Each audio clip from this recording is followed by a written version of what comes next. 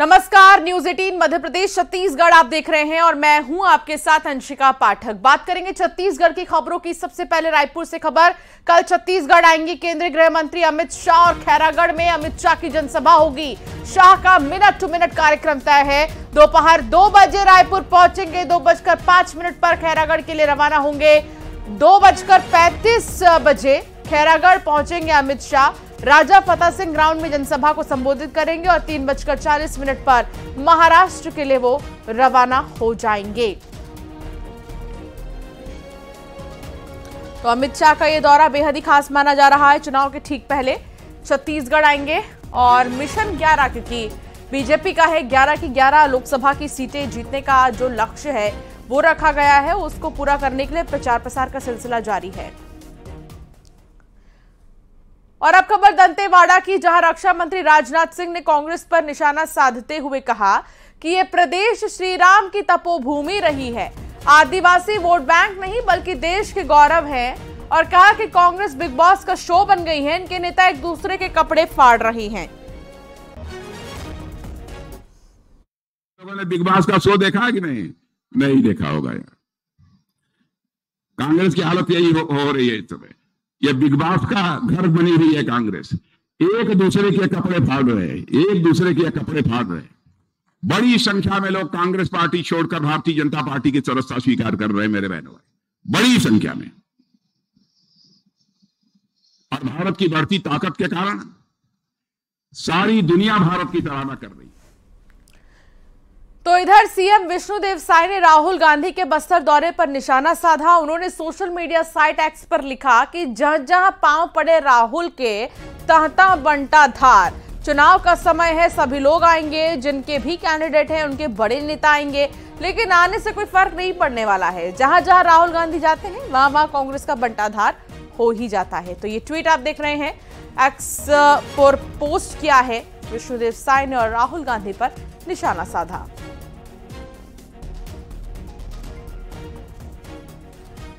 तो छत्तीसगढ़ में लोकसभा चुनाव के पहले फेज के लिए चुनाव प्रचार तेज हो गया है। इसी कड़ी में राहुल गांधी बस्तर के चुनावी दौरे पर पहुंचे। जगदलपुर के लाल बहादुर शास्त्री स्टेडियम में उन्होंने जनसभा को संबोधित किया।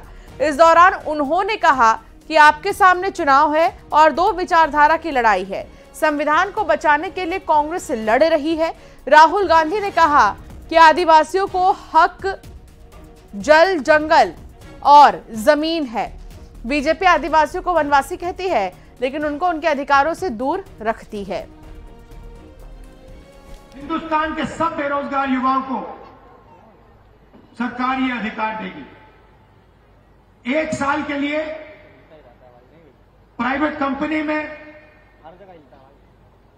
सरकारी पीएसयूज में, पब्लिक सेक्टर यूनिट्स में, सरकारी ऑफिसेज में हिंदुस्तान के बेरोजगार युवाओं को 1 साल की नौकरी मिलेगी। उसमें उनकी ट्रेनिंग होगी और 1 साल के लिए उनको सीधा बैंक अकाउंट में 1 लाख रुपया दिया जाएगा। और अब खबर बिलासपुर की, जहां बिलासपुर के मस्तूरी सभा में एनएसयूआई के राष्ट्रीय प्रभारी कन्हैया कुमार विवादित बयान दिया। उन्होंने जनरल डायर और रावण से बीजेपी और पीएम मोदी की तुलना की। मंच से कांग्रेस के प्रत्याशी देवेंद्र यादव के पक्ष में प्रचार करते हुए टिप्पणी की। उन्होंने कहा कि सत्ता का अहंकार कितना भी बड़ा क्यों ना हो, जब रावण का अहंकार टूट सकता है तो इन लोगों का भी अहंकार टूट सकता है। यदि जनरल डायर को इस देश से भगाया जा सकता है तो इनको भी देश से भगाया जा सकता है। भगाया जा सकता है तो इस जनरल डायर को भी भगाया जा सकता है। यही मैं आप लोगों से कहना चाहता हूं। लेकिन इस चुनाव को 2 पार्टी के बीच में नहीं, 2 विचारधारा के बीच में आपको समझना पड़ेगा। तो वही कन्हैया कुमार के पीएम मोदी पर दिए विवादित बयान पर सीएम विष्णुदेव साय ने पलटवार किया। सीएम ने कहा कि कांग्रेसियों को अपनी भाषा पर लगाम नहीं है, ऐसी भाषा का जवाब जनता देगी।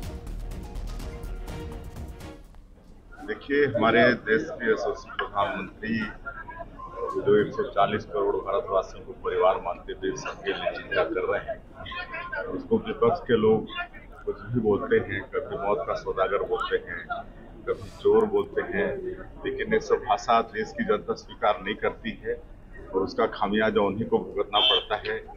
और इससे हमारे मोदी जी को कोई फर्क पड़ने वाला नहीं है। आज देश की एक एक जनता का बच्चा बच्चा का विश्वास भारतीय जनता पार्टी और नरेंद्र मोदी। देखिए हमारे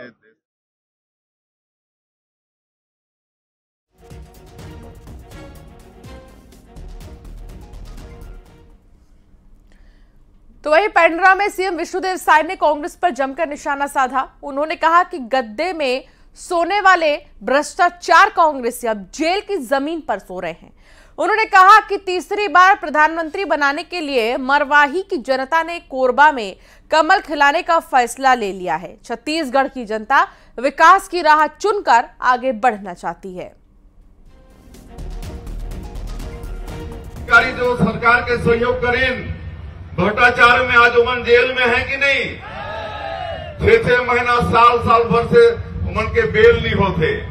आज गद्दा में सुते अमन, आज जेल में जमीन में कंबल में सुतत है, आज मच्छर काटत है उमन ला, है कि नहीं? तो ऐसा कांग्रेसी मतलब कांग्रेस के पूर्व नेता चंद्रशेखर शुक्ला ने कांग्रेस सांसद राहुल गांधी को पत्र लिखा है। उन्होंने राहुल गांधी से 3 सवाल पूछे, जिसमें बस्तर में हुए झीरम घाटी नक्सल हमले का भी जिक्र है। उन्होंने कहा कि कवासी को महंत ने 2013 में जिसे संदिग्ध ठुकराया था, उसे आपने क्या क्लीन चिट देकर लोकसभा का उम्मीदवार बनाया है? पत्र में शुक्ला ने कहा कि क्या झीरम के शहीदों को आप शहीद नहीं मानते, या सिर्फ शहीद वही है जो आपके परिवार से है? आपने इनको न्याय दिलाने के लिए संसद में कितनी बार मांग की और कितनी बार कोशिश की? तीसरे सवाल में कहा कि पूर्व सीएम भूपेश बघेल जिन सबूतों को जेब में डालकर रखे हुए हैं, वो सबूत कब बाहर आएंगे? अब तो आपकी सरकार भी चली गई, भूपेश बघेल किसे बचाना चाहते हैं? आपको बता दें कि कुछ दिन पहले ही चंद्रशेखर शुक्ला कांग्रेस से बीजेपी में शामिल हुए हैं। के पूर्व महामंत्री चंद्रशेखर शुक्ला ने झीरम घाटी हमले पर सवाल उठाया, साथ में कवासी लखमा को टिकट दिए जाने पर भी सवाल उठाया। हम उनसे सीधे बात करेंगे। चंद्रशेखर जी, 3 बिंदुओं पर आपने राहुल गांधी को पत्र लिखा है और सवाल उठाया झीरम घाटी हमले को लेकर। पहले क्यों नहीं उठाया, अब क्यों उठा रहे? कारण क्या? पहले भी बोलता था, पहले भी पार्टी फोरम में और अन्य फोरम में बोलता था, लिखता था, पढ़ता था, और अब भी बोल रहा हूँ। आज विशेष इसलिए मैंने लिखा पढ़ा क्योंकि जगदलपुर में जिस जगह में राहुल जी की आज सभा है, वही जगह में झीरम घाटी का नरसंहार हुआ था। तो स्वाभाविक है कि आपका उसके प्रति रवैया क्या है, आपका रुख क्या है, यह जानना जरूरी है। जी बिल्कुल। जो सवाल आपने उठाया, भूपेश बघेल का भी नाम लिया और कहा कि जेब में सबूत रखते थे, तो अब क्यों नहीं निकाल रहे? तो कांग्रेस पार्टी में रहने के दौरान क्या ये सवाल उठते थे? आप कह रहे हैं कि पूछा जाता था, अन्य नेताओं द्वारा भी पूछा जाता था। जी निश्चित तौर पे उम्मीद तो थी कि निकलेगी सच सामने, नहीं निकला तो वो पता नहीं किस बात का मुहूर्त का इंतजार हो रहा था। और अब क्यों नहीं, किसी को कहीं बचा तो नहीं रहे किसी को। सवाल ये भी उठता है कि भाजपा में शामिल होने के बाद ही ये पत्र क्यों लिखा आपने, पहले क्यों नहीं लिखा? बताया ना, मैं पहले भी पार्टी फोरम में बोलता था, पार्टी फोरम में पहले भी बोलता था। उम्मीद क्या है, अब क्या सवालों का जवाब वो देंगे? किस तरीके से देख रहे हैं इसको? कांग्रेस कार्यकर्ताओं के प्रति स्नेह होगा, सम्मान होगा, तो जरूर उनका जवाब आना चाहिए। जी बिल्कुल। कांग्रेस लगातार छोड़ते जा रहे हैं वरिष्ठ नेता, तो इस पर क्या कहेंगे? आपने भी बीजेपी ज्वाइन कर लिया है। कांग्रेस गर्त में जा रही है, कांग्रेस दिशा विहीन हो गई है, अपने मूल मुद्दों से हट गई है। और जो पार्टी कहा करती थी जात पर ना पात पर मोहर लगेगी हाथ पर, वो अपने मूल दिशा से बढ़ के तुष्टिकरण की राजनीति में, ऐसे में कांग्रेस में रह पाना अब किसी भी निष्ठावान कांग्रेसी के लिए जो राष्ट्रभक्त होगा संभव नहीं। जी, ये थे कांग्रेस के पूर्व महामंत्री चंद्रशेखर शुक्ला जी, जिन्होंने साफ तौर पे कहा है कि झीरम घाटी हमले पर किस तरीके से जवाब नहीं मिल रहा था पार्टी फोरम में। कार्यकर्ता कांग्रेस के नाराज है, शायद इसलिए उन्होंने सवाल उठाया और पार्टी भी इसीलिए छोड़ा। कैमरामैन नवीन के साथ आकाश शुक्ला, न्यूज 18 रायपुर, छत्तीसगढ़। और इधर चंद्रशेखर शुक्ला के लेटर पर कांग्रेस ने पलटवार किया। कांग्रेस नेता सुशील आनंद शुक्ला ने कहा कि चंद्रशेखर शुक्ला नए मुल्ले हैं, वो अभी कांग्रेस में बीजेपी में गए हैं। साथ ही उन्होंने बीजेपी को लेकर भी बड़ी बातें की। चंद्रशेखर शुक्ला नए मुल्ले हैं, तो नया मुल्ला थोड़ा ज्यादा प्याज खाता है। अभी उन्हें भारतीय जनता पार्टी में वफादारी सिद्ध करना है। कांग्रेस पार्टी छोड़ के गए हैं, 35 साल 30 साल तक उनका दावा था कि कांग्रेस में थे, तो कांग्रेस छोड़ के गए हैं। तो भारतीय जनता पार्टी की वफादारी में कुछ गलत आरोप लगाएंगे, अनर्गल आरोप लगाएंगे, तब तो उनकी वहाँ पे कुछ सुनवाई होगी। वैसे भी बरसाती नाले के झाग के समान है इन लोगों की आवाज़। जैसे चुनाव खत्म हो जाएगा, भारतीय जनता पार्टी के दफ्तर में घुसने की इनको नौबत नहीं आएगी। तो वहीं महादेव सट्टा ऐप मामले में अभिनेता साहिल खान से 3 घंटे पूछताछ हुई। मुंबई पुलिस ने साहिल के बयान भी दर्ज किए हैं। महादेव सट्टा मामले में पूछताछ लगातार क्योंकि चल रही है और इसी सिलसिले में अभिनेता से भी पूछताछ हुई है। मुंबई पुलिस की एसआईटी ने साहिल से पूछताछ की। सौरभ चंद्राकर और रवि उप्पल के नाम पर चुप्पी साधते हुए साहिल खान नजर आए। जी बिल्कुल दे रहा हूँ। जैसा कोर्ट बोलेगी वैसा करना पड़ेगा ना।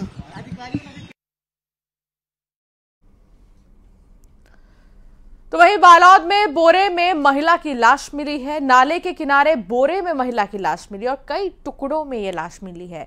मामले की जांच में लगातार पुलिस जुटी हुई है। कोतवाली थाना के अमलीडीह गांव की ये पूरी घटना बताई जा रही है और लगातार इस मामले में जांच चल रही कि आखिर महिला के शव आखिर इस बोरे में क्या कर रहे थे और किस तरीके से जो वारदात है उसको पूरी अंजाम दी गई है। इन तमाम ऐसे सवाल हैं जिनकी जवाब की तलाश में पुलिस जुटी हुई है और जांच चल रही है।